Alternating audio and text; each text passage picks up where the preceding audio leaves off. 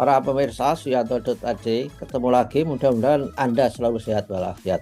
Kita bertemu untuk berbicara kesehatan holistik. Ini ada pada episode 82, 82 bersama Ustadz dan ulama kita dan juga ilmuwan kita, Dr. Zainal Mutakin Sofro, ahli ilmu faal manusia. Beliau adalah dari Fakultas Kedokteran, Kesehatan Masyarakat dan Keperawatan Universitas Gadjah Mada. Nah, saudara, jangan lupa klik subscribe, share video ini supaya bermanfaat kepada lebih banyak orang dan saudara kerabat Anda. Dan tentu kalau YouTube ini, kalau video ini sampai ke laptop Anda, ini adalah berkat editor channel kita, Mas Heri Teguh Wiono.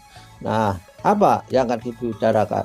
Kita sudah membicarakan bagaimana tanda-tanda jantung sampai ngambek. Nah, sekarang kita akan berbicara bagaimana supaya membuat jantung kita, merawat jantung kita tetap sehat, bisa membuat saluran-saluran baru di jantung selain saluran koroner yang oleh Dr. Zainal disebut jalan tikus jantung. Nah, gimana? Kita dengarkan yuk. Assalamualaikum warahmatullahi wabarakatuh, dokter. Waalaikumsalam warahmatullahi wabarakatuh.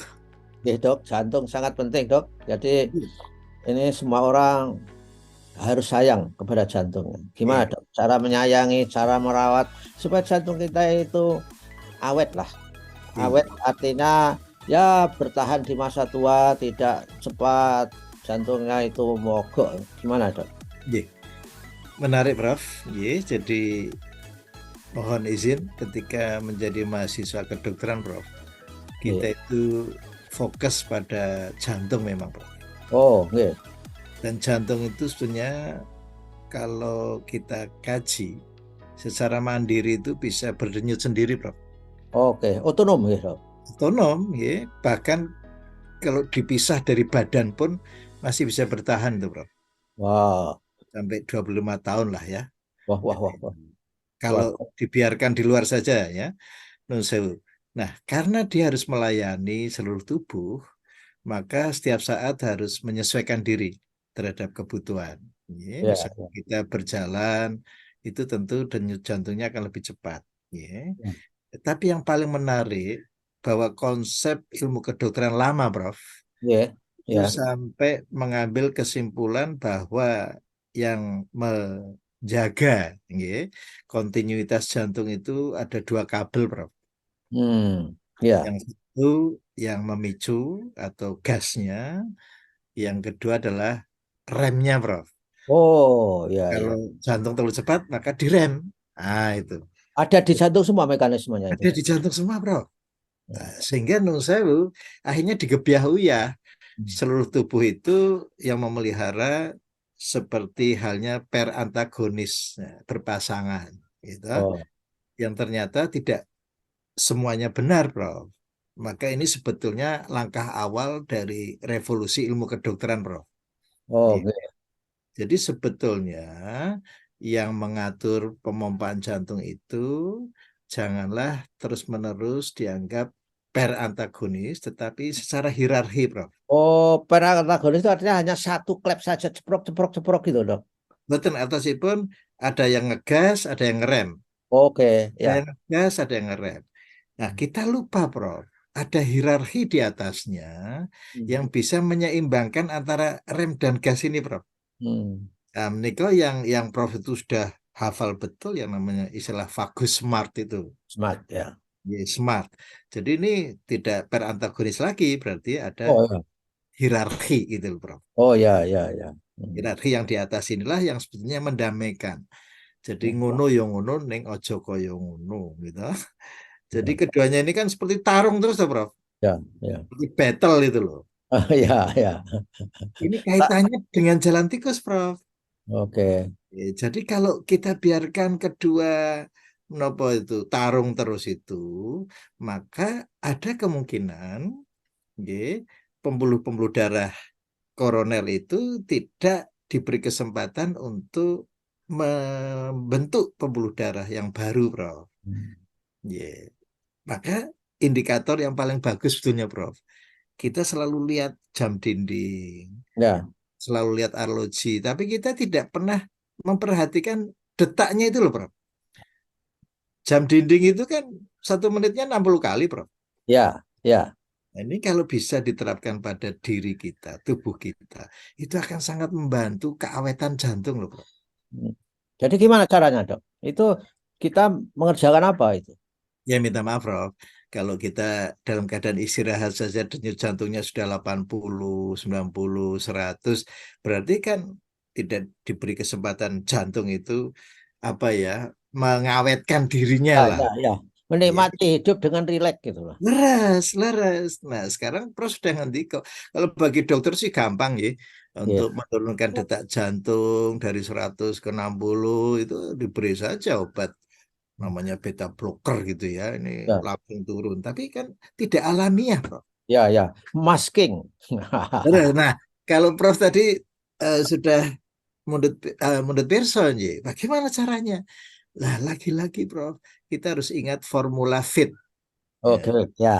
Frekuensi, Jadi, intensity, time, and time. time, time. Ya, Iya. Kalau formula ini diterapkan dengan benar, Prof, ya. itu dalam 1 minggu detak jantung itu bisa berkurang 1 angka loh, Prof. Hmm. Ya, Jadi kalau sekarang kok detak jantungnya kok 90, mau dikembalikan ke detak arloji tadi, ya. ini masih perlu waktu 30 minggu loh, Prof. Oh, untuk olahraga, ya. Ya, dengan menerapkan fit principle tadi. Ya, ya, Nah, fit principle ini yang sukses kita lakukan ini nanti akan mendorong 3 hal, Prof. ya. Jadi, Health, jadi saudara yang belum mengikuti FIT itu adalah akronim dari frekuensi, intensity, time, dan type terus. dari olahraga kita. Nah, itulah. Tuh. Gimana, Dok? Lanjut, Dok.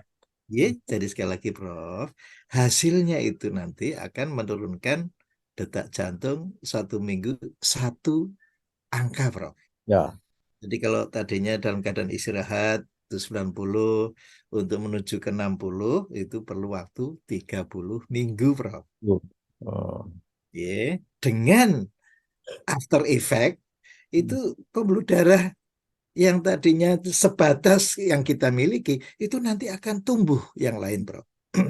Inilah yang dinamakan jalur tikus tadi, Prof. Hmm. Jadi kalau ada penyumbatan ya dialihkan ke jalur yang lain nih, Kak, Prof.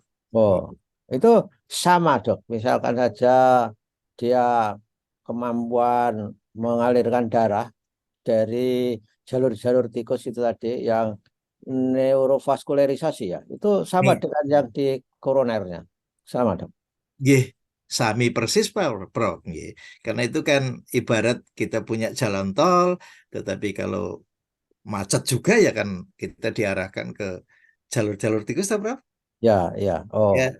aliran tetap berjalan lancar. Iya. Hmm. Dan itu tumbuhnya ada maksimalnya sampai kalau sudah penuh stop atau tergantung dari kita olahraga maka ada vaskularisasi lagi yang baru atau ada yang apa otot-otot yang kecil-kecil itu suatu ketika mati hilang lalu disusul yang baru gimana mekanismenya dok? Nih sekali lagi, Prof. Tadi istilah yang Prof sampaikan tuh bagus sekali. Neovaskularisasi. Neo itu baru, Prof. Oke, Nah, ya. Oh, kita ini bisa mengaitkan dengan new vagus. oke. New itu kan juga neo. Bisa Oh, dikaitkan lagi dengan neokorteks, Prof. oke. Nah, Ya, maka neokorteks akal kita ini jangan dikuasai oleh amigdala tadi, Prof. yang Ingat, amigdala Prof. itu kan sukanya hanya marah saja gitu dok ya. Leres. Istilahnya Prof itu kan amigdala hijack itu. Amigdala hijack ya. Ya, jadi saya kira orang marah emosional itu dampaknya kepada jantung itu lebih parah dari makan lemak kali dok. Sewu, Prof. Yang belum banyak orang paham. Ketika orang marah itu justru ancamannya darah menggumpal loh, Prof.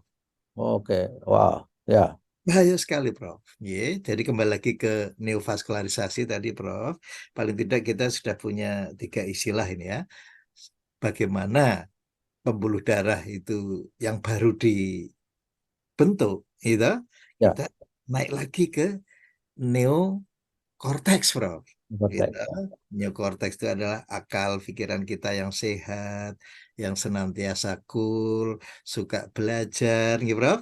Ya, Dan dia berkomunikasi dengan jantung loh, Prof. hmm, Melalui new vagus, bagus. gitu. Ya, New itu neo kan.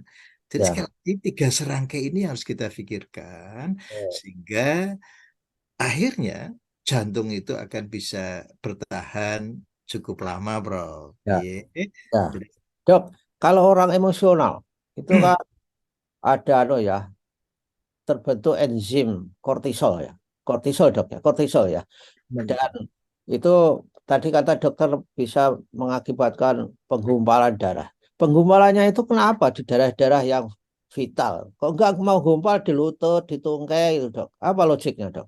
jadi kalau kita nalar, Prof, ya, Ya, jadi itu hormon itu namanya kortisol, Prof. Ya. ya, Jadi sekali lagi, Prof, prinsip semua itu tujuannya baik bagi tubuh, Prof. Tadinya loh, Prof. ya, ya, ya. Karena ketika orang dalam keadaan stres, ya, itu dalam bahasa ilmiahnya itu fight or flight, Prof. Fight or flight ya. Yang namanya tubuh itu tidak bisa membedakan antara mau bertarung atau mau lari, Prof. Hmm, Tetapi yang dikedepankan, jangan sampai ketika bertarung itu berdarah-darah, Prof. ya. Jadi boleh berdarah, tapi jangan banyak-banyak. Maka tubuh mengambil inisiatif membentuk apa? Mekanisme pembekuan darah, Prof. Oh, oh, Jadi tujuannya itu protektif baik. sebetulnya, gitu.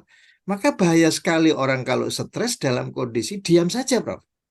Nah, Ya, sebaiknya harus ada mobilisasi gitu loh, ya, ya, ya. supaya tersalur gitu. Dan saya kira tubuh itu sebetulnya mengedepankan unsur proteksi diri. Ah. Oh, jadi ketika apa kortisol itu mekanisme bela diri membekukan darah, tapi darah yang dibekukan itu kalau mild, artinya dalam keadaan yang tidak ekstrim, itu bentuknya apa dok itu? Apakah nempel di mana? Begitu dok? Tadi Prof Mundut Pirsonyi, kenapa kok nyumbatnya di jantung, di otak? Lah kebetulan gumpalan-gumpalan darah itu kan melalui pembuluh darah yang sempit, Prof. Oke, ya, ya, Kalau pembuluh darahnya masih besar ya tidak ada masalah, Prof. ya, ya. Misalkan pembuluh darah yang di betis itu nggak mungkin ya menggumpal kalau tidak sangat ekstrim itu dok. Leres, leres. Kalau yang di betis itu harus ekstrim, itu namanya DVT, Prof. Hmm. DVT ini kok deep Hmm. vein thrombosis. Ya, Oh, itu ya wah. besar Kalau sekali, Prof. ya itu sudah SOS dok ya. Kalau di betis saja membeku, jangan-jangan di jantung lebih beku lagi dok. Bisa nggak? Ya, menika nonje kecenderungan milih-milih itu loh, dilalah kok senangnya di betis untuk yang DVT menika, Prof. Terutama Oh. bagi mereka yang sering melakukan perjalanan jauh, ya. Alhamdulillah Prof Suyanto ini lulus loh, Prof.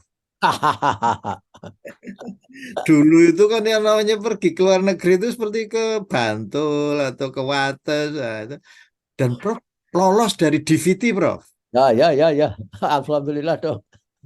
Karena sering melakukan olahraga berkebun, ya, Prof. Ya, ya. Jalan dan sebagainya. Dan sudah diuji waktu umroh jalan jauh dok. Leres. Sambil motret, sambil Sambil bikin bikin konten. Ya, oke video. lah. Alhamdulillah, alhamdulillah. Jadi jantung itu memang harus dirawat ya dok. Nggak boleh bahwa kita itu take it for granted. Sehingga Persis, ya, persis. ketika jantung dirawat itu kan paling tidak itu memperlambat ketidakmampuan jantung. Kan nggak mungkin dok jantung kemampuannya itu selalu hebat sepanjang umur kan nggak mungkin dok. Nggak mungkin. Betul, betul. Iya. Jadi begitulah saudara-saudara, ini merupakan tausiah yang luar biasa karena jantung itu adalah milik kita yang sangat berharga dari anugerah Allah harus kita jaga. Kalau tidak dijaga, itu akan tidak mampu membentuk neurovaskularisasi jalan tikus di jantung itu tadi. Gitulah ya. Jangan sampai lupa selalu ikuti tausiah Dr. Zainal supaya kita benar-benar sehat secara holistik. Terima kasih Dok. Wassalamualaikum warahmatullahi wabarakatuh. Waalaikumsalam warahmatullahi wabarakatuh.